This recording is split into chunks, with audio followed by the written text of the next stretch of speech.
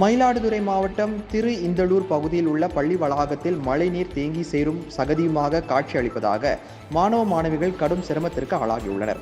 மயிலாடுதுறை மாவட்டத்தில் வடகிழக்கு பருவமழை தீவிரமாக பெய்து வருகின்றது.